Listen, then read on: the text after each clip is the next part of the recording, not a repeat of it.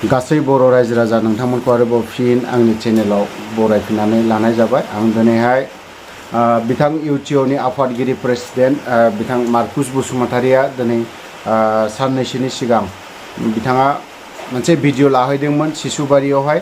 बै सिसुबारियावहाय बिथाङा खावलायबावदों जाहैबाय बर' रायजो राजानि जानानै प्रमद बर' बिथांखौ खावलायदों जिहेतु सिसुबारियाव जेसेबां बर' रायजो राजा बिथांमोना हादानाव दङ बा दैजों खुरखाजुबजानानै बिथांमोना आलाय सिलाय जानानै दङ, बेफोरखौ नुनानै बिथाङा खावलायदों जाहाथे सरकारा, जोंनि प्रमद बर' सरकारा, दिनैनि बे सरकार UPPLआ बिथांमोना फिन आरो बिथांमोननो सेम गोदो जेरैबायदि हा दङमोन बेफोरबायदि हाखौ नागिरनानै अन्तत' बिथांमोननो गासै जेसेबां हा खुरखाजोबनाय बेखौ होजोबनो हायाब्लाबो सरकारा, होजोबनोथ' हाखानाय नङा सरकारा, जाहाथे बिथांमोना न' लुनानै थानो हानायनि थाखाय मोनसे खाबुखौ बा जायगा नायनानै सोनानै दोनहैयोब्ला मोजां जागोन होननानै आं सानो।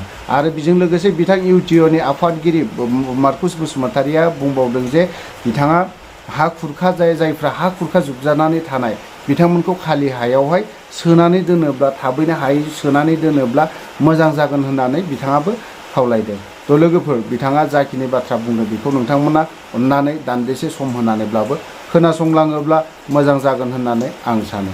प्रमद बर' आंबो खावलायगोन दिनै बे आंनि बे चेनेलनि थ्रुयैहाय बिथां प्रमद बर' बिथांखौ, नोंथाङा गिदिर गिदिर बाथ्रा बुंबाय थाबाबोलाय माथो जानाय, नोंथाङा बर' हारिनि थाखाय खोथा गोबां गिदिर गिदिर खोथा बुङोमोन, थै थाजासिम थैनि खोथाखौ लानानै नोंथाङा बुङोमोन। अननानै नोंथाङा बै सिसुबारियाबो बेबो गुबुन हारि नङा, नों बर' हारियानो, बे सासेयाबो गुबुन सुबुं नङा, बांगाल जुंगाल नङा, बिथांमोना अननानै बिथांमोनखौ नायनानै बबावबा हा खालि नुदोंब्ला बबावबा हा खालिखौ नायनानै, नुनायजोंल' नङा दिनै हा खालि गोबां नुनायखौ नुहुरो, बेफोर हायावहाय जुदि सोनानै दोनहैयोब्ला मोजां जागोन होननानै आं सानो। जाहाथे बर'नि अनगायै गुबुन हारिया बैफोरावहाय दिनै हाबनो खाबु मोना, बेनि थाखाय सोना दोनहैयोब्ला मोजां जागोन होननानै आं सानो। दिनै नोंथांमोना दिनैहाय गभर्नमेन्टनि माखासे रुल नियम खान्थिखौ मानिजोबोब्ला नोंसोरो मोनसेबो खामानि मावनो हानाय नङा। आं बेखिनि खोथाखौबो सिदायै बुंगोन। नोंथांमोना जेसेबां गभर्नमेन्टआ, Assam state government, BJP government, बिथांमोना नोंथांमोनखौ बाइन्डिंआव मोनसे खाथुमनानै दोनदों। बे खाथुमनायनि थाखाय माखासे खामानिखौ नोंथांमोना मावनो खाबु आरो बोलो मोनाखै होननानै आं सानो। जायनि जाहोनाव दिनै सिसुबारिनि बर' रायजो राजाल' नङा, बिथांमोननि गथ'फोर दं, खुदिया गोरलै गथ'फोर दङ, बिसोरो गोबां दुखु खस्थ' मोननानै दङ। बिथांमोननि दुखु खस्थ'खौ नुनानै आंबो थानो हायाखै। नोंथांमोनबायदि जुदि जोंफोरबायदि थायोमोनबा, बा हयथ'बा नोंथांमोनखौ हागोनखौ आं नुहुरदों, नोंथांमोनबायदि जुदि थायोमोनबा आं सोनानैबो दोनगौमोन। दिनै गोबाङानो गोबां खोथा बुंहरगोन, बिनि खेथ्रआव बुंनायावहाय आं बेफोर खोथाखौ बुंनो सानाखै।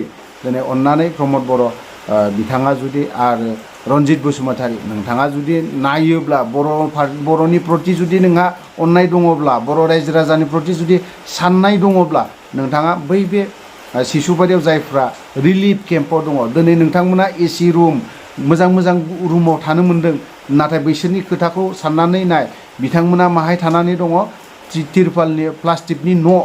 बै समाव जेब्ला जों हाग्रायाव थायो अब्लाना जों मोनबोनाय बेफोरबायदि हाग्रायाव थानायाव प्लास्टिकनि न'आव बा रुमाव उन्दुनानै माबायदि खस्थ' मोनो, माबायदि रुनायजों समान उन्दुनाय मोनो। दाखालि साननैसो गोबां गरम बोथोरा, वेदारा बिराद गरम जादोंमोन, बावहाय बिथांमोना माबायदि थाखो, बिनि फारसे एसे साननाया मोजां। ओंखायनो आं प्रमद बर' बा फेरेंगा बिथांमोनखौ आं खावलायगोन, नोंथांमोना लाजिया असिया बिथांमोननि न' खाथियाव जुदि थाङोब्ला अन्तत' मोजां जागोन होननानै आं सानो। नोंथांमोना जुदि बर' रायजो राजाखौ जुदि थारैनो जुदि अनमारोब्ला, बर' रायजोनि प्रति बा बर' फिसानि फारसे जुदि नोंथाङा बिखानिफ्राय जुदि अननाय दङब्ला, नोंथांमोना बिथांमोनखौ माबा मोनसे जायगायावहाय सोनानै दोनगोन होननानै आं सानो। थ' लोगोफोर, नोंथांमोना UTOनि आफादगिरि मार्कुस बसुमतारी बिथाङा मा बुंलांदों बेखौ दान्दिसे खोनासंलांदो। खुलुमबाय। गिबियाव आं इउनाइटेड ट्राइबेल अर्गेनाइजेसन आसामनि जानानै नोंथांमोन साफ्रोमखौ जोंनि गाहाम अनसायनायखौ बावहरग्रोयो। दिनै जोङो आरो खनसे नैबे सिसुबारि रिलिफ केम्पआवहाय फैनाय जादों। खार'ना जाहैबाय सेप्तेम्बर मासनि 5 तारिख खालि एवारनेस काम ट्रेनिं प्रग्राम लादों। बे ट्रेनिं प्रग्रामा जाहैबाय हिउमेन राइट्स ओमफ्राय कमिउनिटि मबिलाइजेसन। लोगोसे दिनैहाय आङो नैबे फिसा सुंद' भिडिअनि दारै जोंनि बिटिआरनि CM प्रमद बर' बिथांखौहाय आरो लोगोसे थानाय जेसेबांनाखि प्रशासनाव थानाय सरकाराव थानाय बिबानगिरि EMफोरखौ जोङो खावलायो जे गोख्रैनो बे सिसुबारि ओनसोलनि जेनाखि हा गोमाजानाय जेरैबायदि दिनैसिम 2021 सननिफ्रायनो दिनैसिम बिसोरो बेबायदिनो रिलिफ केम्पआव थादों। दा बिसोरहा हा गैजाला, दैया खुरना लांजोब्बाय। दा बिनिखायनो जों खावलायदों गोख्रैनो बिथांमोननि थाखाय 112टा फेमिलिनि थाखाय जेरावखिया जाया सरकारि हायावहाय हानि बेबस्थाखौ खालामना होनांगौ। आरो लोगोसे जों खोनानो मोन्दों रेसनाबो रेगुलार सफैया, माखासे मोनो माखासे मोना। जोङो खावलायदों बेवहाय रावखौबो जुजाब माइगाब बा माइरं हिसाबै बासियामालायनो बयनोबो समान रेसनखौ होनांगौ। बिदिब्ला गासै बर' रायजो राजा नोंथांमोना नुबाय जानांगौ बिथाङा मा होनदों, बिथांनि जाखिनि बुंनाय बेफोरखौ नायलांबाय बा खोनाबायबो जानांगौ।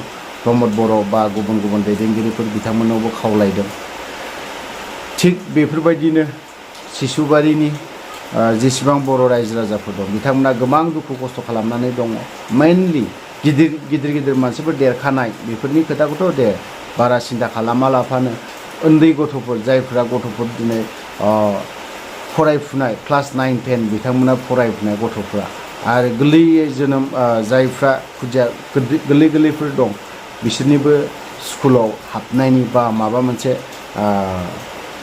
खाबुखौ नायो बा बिथांमोननि जाखिनि फरायनाय बेफोरखौ नायनानै जाहाथे बिसोरो खस्थ' मोना फरायनाय बिथिङावनो होन बा स्कुल थांनाय बिथिङावनो होन बिनि थाखाय। थ' लोगोफोर आं भिडिअखौ बारा गोलाव खालामनो सानाखै, बेखिनियावनो दोनथ'बाय। जय बर' हारि।